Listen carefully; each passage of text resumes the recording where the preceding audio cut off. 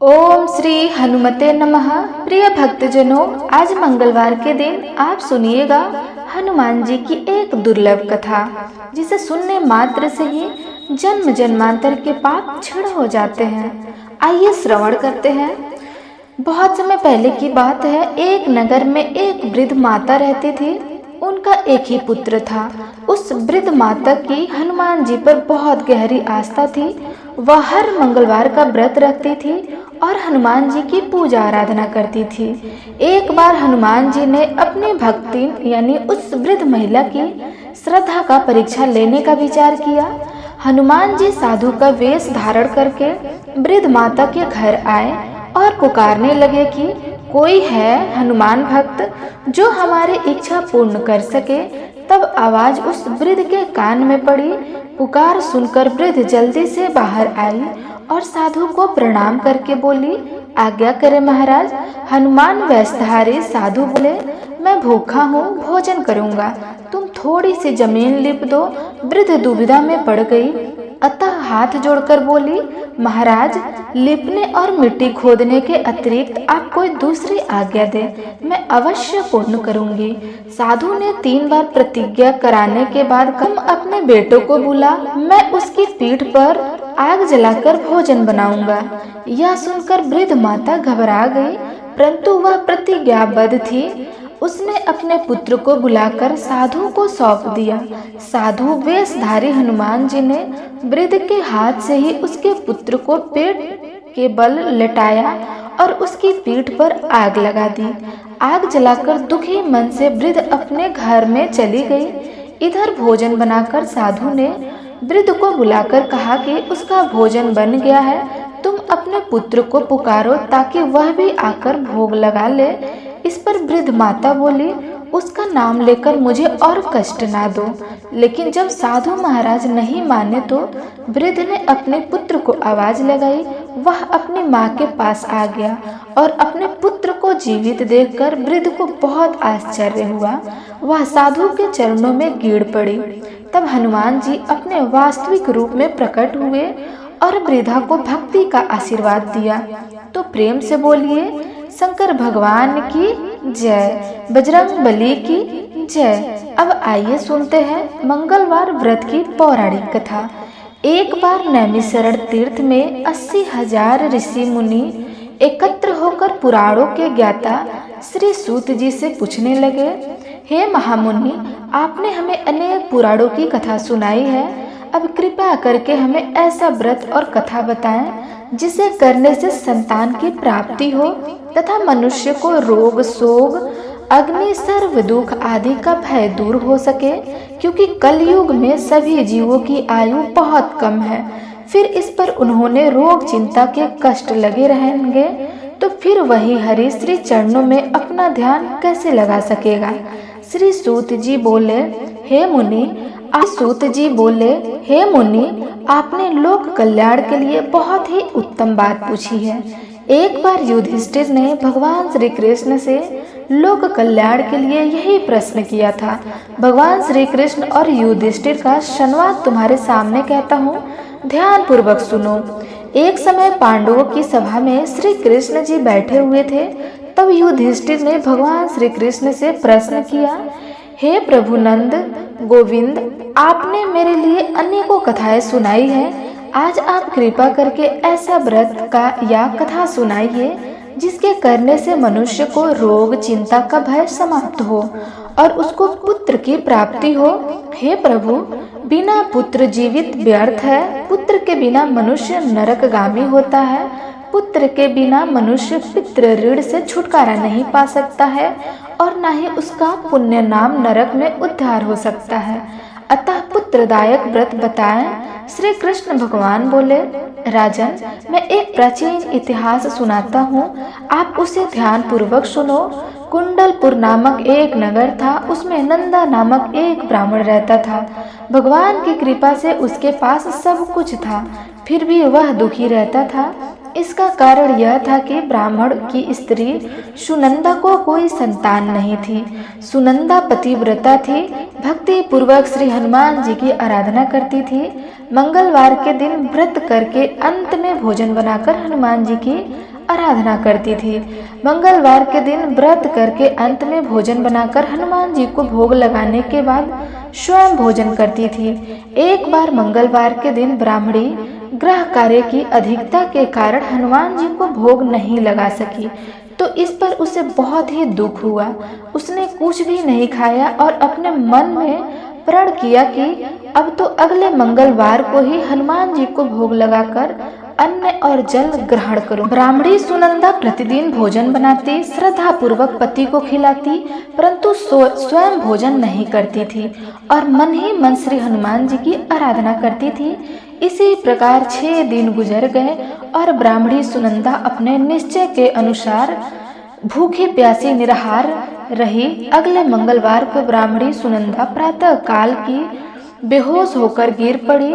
ब्राह्मणी सुनंदा की इस असीम भक्ति के प्रभाव से श्री हनुमान जी बहुत प्रसन्न हुए और प्रकट होकर बोले, सुनंदा, मैं तेरी भक्ति से बहुत प्रसन्न हूँ, तुम उठ और वह मांग। सुनंदा अपने आराध्य देव श्री हनुमान जी को देखकर आनंदा की अधिकता से विवल होकर श्री हनुमान जी के चरणों में गिर पड़ी। वह बोली, हे प्रभु, मेरी कोई संतान नहीं है, कृपया करके मुझे एक और कन्या प्रदान करें, आपकी अति कृपा होगी।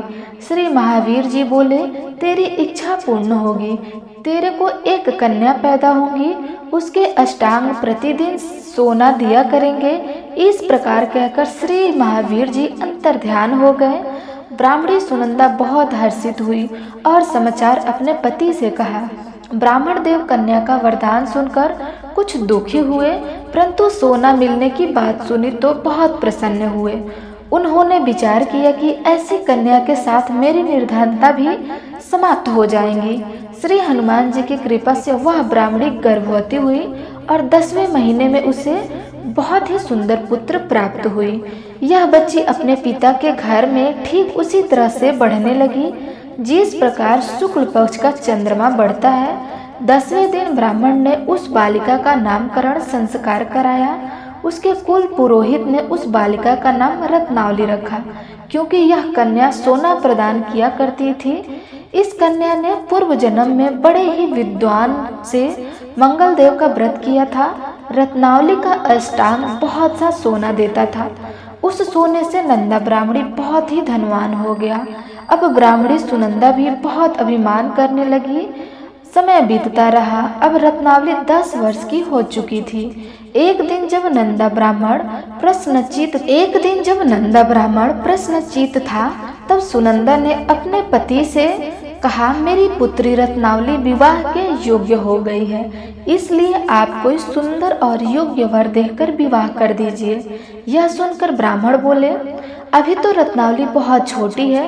तब ब्राह्मणी बोली, शास्त्रों की आज्ञा है कि कन्या 8वें वर्ष में गौरी, 9 वर्ष में रोहिणी तथा 10 वर्ष में कन्या, इसके पश्चात राजस्वला हो जाती है। गौरी के दान से पाताल लोक की प्राप्ति होती है, रोहिणी के दान से बैकुंठ लोक की प्राप्ति होती है, कन्या के दान से इंद्रलोक में सुख की प्राप्ति होती है। अगर हे पतिदेव राजस्वला का दान किया जाता है तो घोर नरक की प्राप्ति होती है। इस पर ब्राह्मण बोले, अभी तो रत्नावली मात्र 10 वर्ष की है और मैंने तो 16 साल की कन्याओं के विवाह कराए हैं, अभी जल्द ही क्या है। तब ब्राह्मणी सुनंदा बोली, आपको जो लोभ अधिक हो गया है, लगता है अगर 11वें वर्ष में विवाह नहीं होता है तो उसमें मासिक धर्म के रत्न का पिता और बड़े भाई को पान कराना पड़ता है। शास्त्रों में कहा गया है कि माता पिता और बड़ा भाई राजवत्सला कन्या को देखते हैं तो वह अवश्य ही नरकगामी होते हैं। तब ब्राह्मण बोला, अच्छी बात है, कल मैं अवश्य ही योग्य वर की तलाश में दूत को भेजूंगा। दूसरे दिन ब्राह्मण ने अपने दूत को बुलाया और आज्ञा दी कि जैसी सुंदरी मेरी कन्या है वैसे ही सुंदर वर उसके लिए तलाश करो। दूत अपने स्वामी की आज्ञा पाकर निकल पड़ा। पंप नगरी में उसने एक सुंदर लड़के को देखा। यह बालक एक ब्राह्मण परिवार का बहुत गुणवान पुत्र था। इसका नाम सोमेश्वर था। दूत ने इस सुंदर और गुणवान ब्राह्मण पुत्र के बारे में अपने स्वामी को पूर्ण विवरण दिया। ब्राह्मण नंदा को भी सोमेश्वर अच्छा लगा और फिर एक शुभ मुहूर्त में विधि पूर्वक कन्यादान करके ब्राह्मण संतुष्ट हो गए। परंतु ब्राह्मण के मन में तो लोभ समाया हुआ था। उसने कन्यादान तो कर दिया था, पर वह बहुत ही घिन्न था। उसने विचार किया कि रत्नावली तो अब चली जाएगी और मुझे इससे जो सोना मिलता था वह अब नहीं मिल पाएगा। मेरे पास जो धन था कुछ तो उसके विवाह में खर्च हो गया और जो शेष बचा था वह भी कुछ दिनों बाद समाप्त हो जाएगा। मैंने तो इसका विवाह करके बहुत बड़ी भूल कर दी है। अब कोई ऐसा उपाय हो कि रत्नावली मेरे घर में ही बनी रहे, अपने ससुराल ना जाए। लोभ रूपी राक्षस ब्राह्मण के मस्तिष्क पर छाता जा रहा था। रात भर अपनी शैया पर बेचैनी से करवटें बदलते बदलते उसने एक बहुत ही क्रूर निर्णय लिया। उसने विचार किया कि जब रत्नावली को उसका पति सोमेश्वर अपने घर के लिए ले जाने के लिए आएगा तो वह मार्ग में छिपकर सोमेश्वर का वध कर देंगे और अपनी लड़की को अपने घर ले आएंगे, जिससे नियमित रूप से उसे सोना भी मिलता रहेगा और समाज का कोई मनुष्य उसे दोष भी नहीं दे सकेगा। जब अगले दिन सुबह हुई तो नंदा और सुनंदा ने अपनी जमाई तथा लड़की को बहुत सारा धन देकर विदा किया। सोमेश्वर अपनी पत्नी रत्नावली को लेकर ससुराल से अपने घर की तरफ चल दिया। ब्राह्मण नंदा महालोभ के वशीभूत होकर अपनी मति खो चुका था। पाप पुण्य का उसे विचार नहीं था। अपने भयानक और क्रूर निर्णय को कार्य रूप देने के लिए उसने अपने दूत को मार्ग में अपनी जमाई का वध करने के लिए भेज दिया था, ताकि रत्नावली से प्राप्त होने वाला सोना उसे हमेशा मिलता रहे और वह कभी निर्धन ना हो। ब्राह्मण के दूत ने अपने स्वामी की आज्ञा का पालन करते हुए उसके जमाई सोमेश्वर का मार्ग में ही वध कर दिया।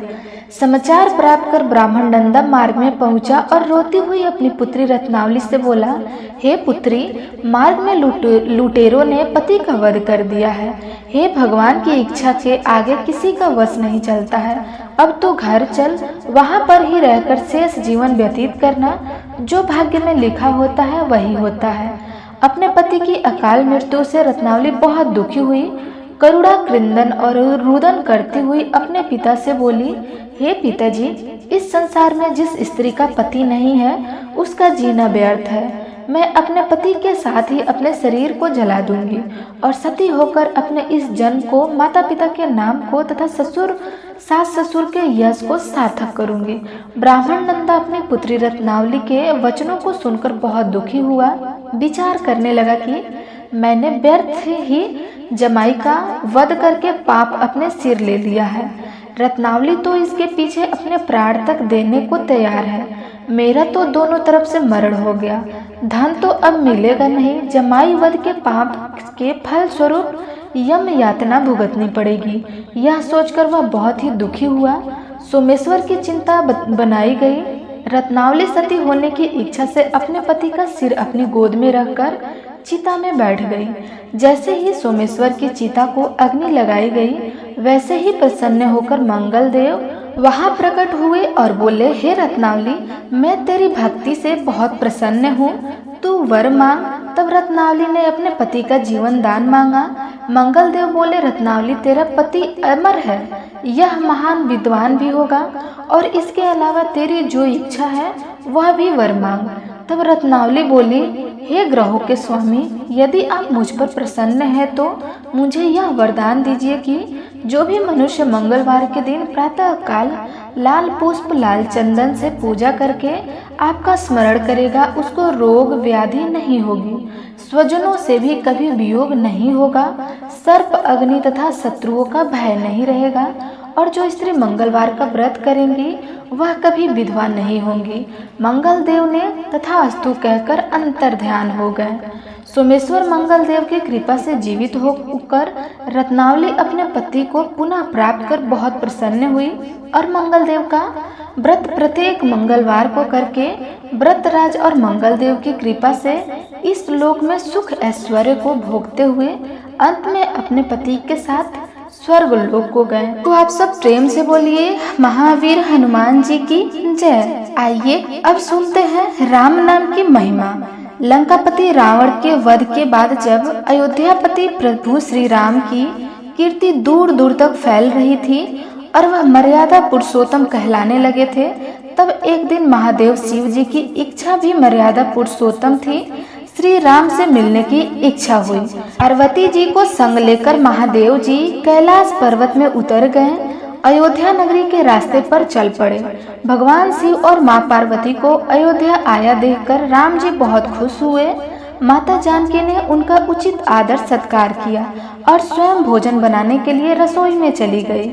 इस बीच भगवान शिव ने श्री राम जी से पूछा, आपके सेवक हनुमान जी दिखाई नहीं दे रहे हैं। तब श्री राम जी बोले, वे बगीचे में हैं। शिव जी ने श्री राम जी से बगीचे में जाने का अनुमति मांगी और पार्वती जी का हाथ थामकर बगीचे में आ गए। बगीचे की खूबसूरती देखकर उनका मन मोहित हो गया। आम के एक घने वृक्ष के नीचे हनुमान जी दिन दुनिया से बेखबर गहरी नींद में सोए हुए थे और एक लय में खराटे से राम नाम की ध्वनि उठ रही थी। चकित होकर शिव जी और माता पार्वती जी एक दूसरे की ओर देखने लगे। माता पार्वती जी मुस्कुरा उठी और वृक्ष की डालियों की ओर इशारा किया। राम नाम सुनकर पेड़ की डालियां भी झूमने लगी थी और इसके बीच से भी राम नाम उच्चारित हो रहा था। शिव उस राम नाम की धुन में मस्त मगन होकर खुद भी राम राम कहकर नाचने लगे। माता पार्वती जी ने भी अपने पति का अनुसरण किया और अपने कोमल पैर थिरकाने लगी। शिव जी और माता पार्वती जी के नृत्य से ऐसी झनकार उठी कि स्वर्गलोक के देवतागण भी आकर्षित होकर बगीचे में आ गए और राम नाम की धुन में सभी मस्त हो गए। माता जानकी भोजन तैयार करके प्रतीक्षा कर रही थी, परंतु संध्या गिरने पर भी अतिथि नहीं पधारे। तब अपने देवर लक्ष्मण जी को बगीचे में भेजा। लक्ष्मण जी तो स्वयं को श्री राम का सेवक ही मानते थे, इसलिए बगीचे में आकर जब उन्होंने धरती पर स्वर्ग का नजारा देखा तो स्वयं भी राम नाम की धुन में झूम उठे।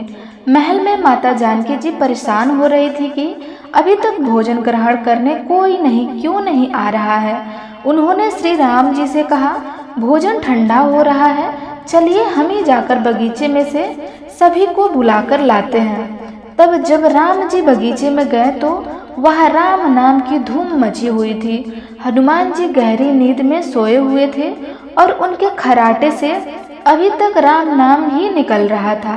श्री राम भावुक हो उठे। राम जी ने हनुमान जी को नींद से जगाया और प्रेम से उनकी तरफ निहारने लगे। हनुमान जी प्रभु को आया देखकर शीघ्रता से उठकर खड़े हो गए। नृत्य की सभा भंग हो गई। शिव जी खुले कंठ से हनुमान जी की राम भक्ति की सहारा लगने लगे। हनुमान जी सकुचाए लेकिन मन ही मन खुश हो रहे थे। श्री राम ने भोजन करने का आग्रह भगवान शिव जी को किया। सभी लोग महल में भोजन करने के लिए चल पड़े। माता जानकी जी भोजन परोसने लगी। हनुमान जी को भी श्री राम जी ने पंक्ति में बैठाने का आदेश दिया। तब हनुमान जी बैठ गए, परंतु आदर ऐसी थी कि राम जी के भोजन परोसने के उपरांत भी सभी लोग भोजन करते थे। आज श्री राम के आदेश से पहले भोजन करना पड़ रहा था। माता जानकी हनुमान जी को भोजन परोसती जा रही थी, परंतु हनुमान जी का पेट नहीं भर रहा था। सीता जी कुछ समय तक तो उन्हें भोजन परोसती रही, फिर समझ गई कि इस तरह से तो हनुमान जी का पेट नहीं भरेगा। उन्होंने तुलसी के एक पत्ते पर राम नाम लिखा और भोजन के साथ हनुमान जी को परोस दिया। तुलसी पत्र खाते ही हनुमान जी को संतुष्टि मिल गई और वह भोजन खाकर उठकर खड़े हो गए। भगवान शिव शंकर ने प्रसन्न होकर हनुमान जी को आशीर्वाद दिया कि आपकी राम भक्ति युगों युगों तक याद की जाएगी और आप संकट मोचन के नाम से जाने जाएंगे। आइए अब सुनते हैं राम नाम की महिमा की दूसरी कहानी। महादेव जी को एक बार बिना कारण से किसी को प्रणाम करते देख पार्वती जी ने पूछा, आप किसको प्रणाम कर रहे हैं? तब शिव जी ने अपनी धर्मपत्नी पार्वती जी से कहा कि हे देवी, जो व्यक्ति एक बार राम कहता है उसे मैं 3 बार प्रणाम करता हूँ। पार्वती जी ने एक बार शिव जी से पूछा, आप शमशान में क्यों जाते हैं और यह चिता की भस्म शरीर पर क्यों लगाते हैं? उसी समय शिव पार्वती जी को शमशान ले गए। वहाँ एक शव अंतिम संस्कार के लिए लाया गया था। लोग राम नाम सत्य है कहते हुए शव को ला रहे थे।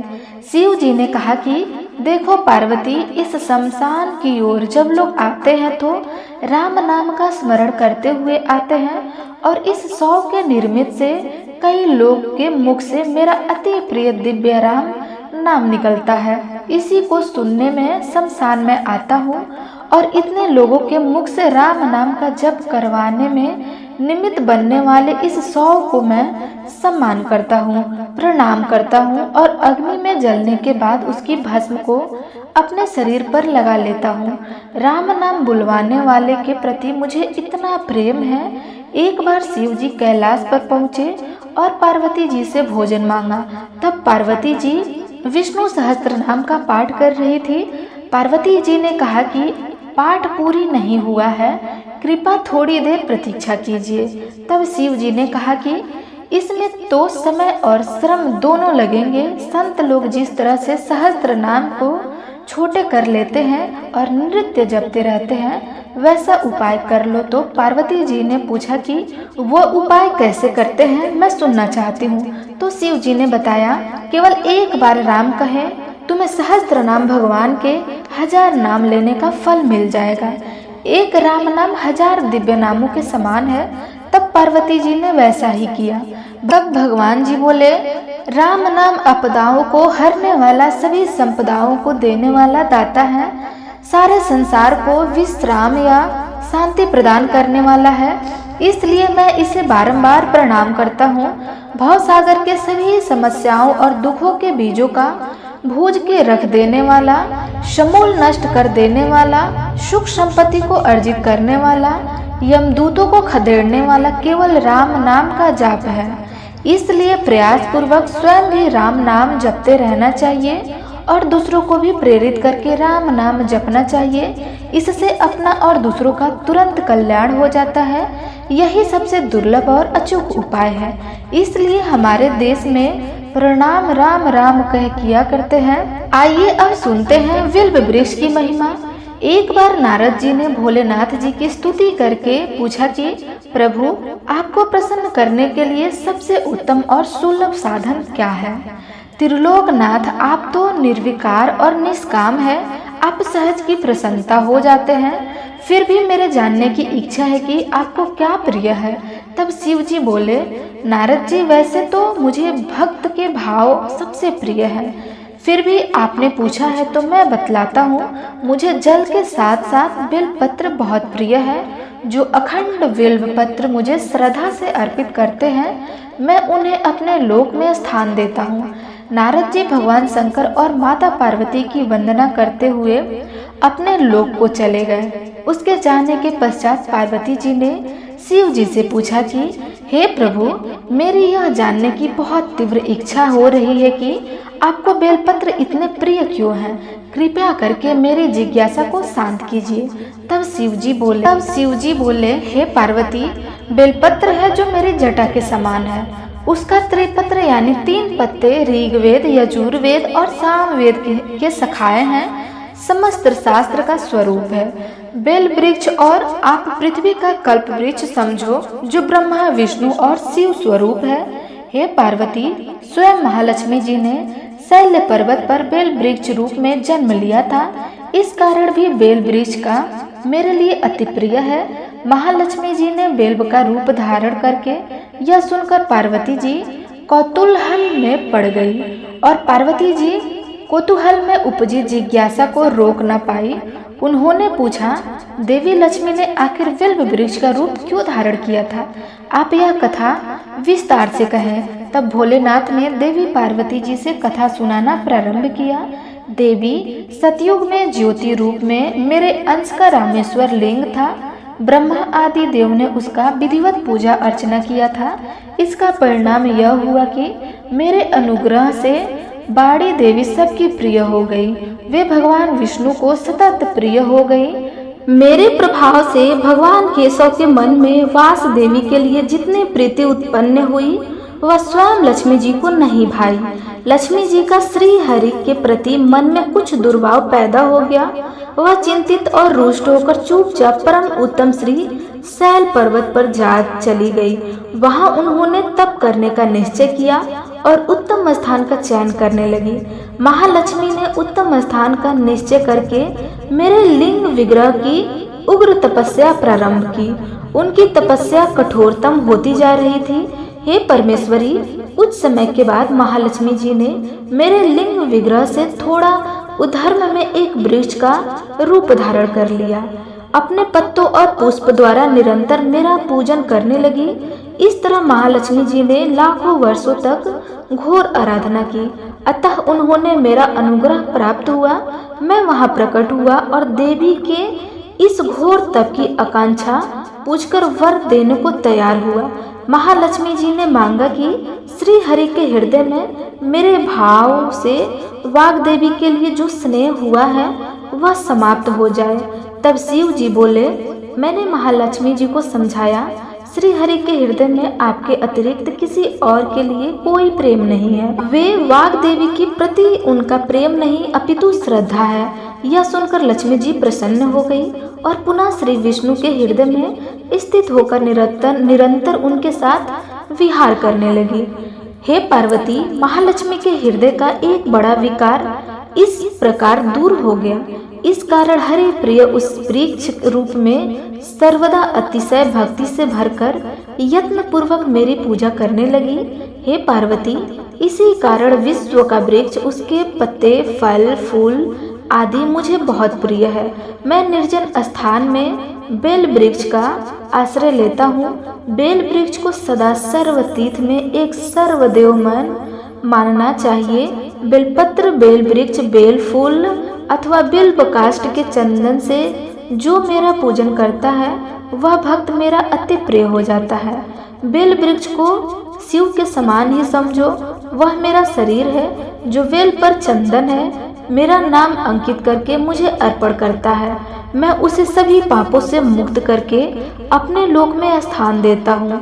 हे देवी, उस व्यक्ति को स्वयं महालक्ष्मी जी भी नमस्कार करती हैं जो मेरा पूजन करते हैं। जो बेल व मूल में प्राण छोड़ता है उसको रुद्रदेह प्राप्त होता है और ऐसे मनुष्य पर सदैव ही माता लक्ष्मी की कृपा बनी रहती है और साथ ही साथ भगवान नारायण की भी कृपा उन पर सदैव बनी रहती है। तो आप सब प्रेम से बोलिए, शंकर भगवान की जय, पार्वती मैया की जय।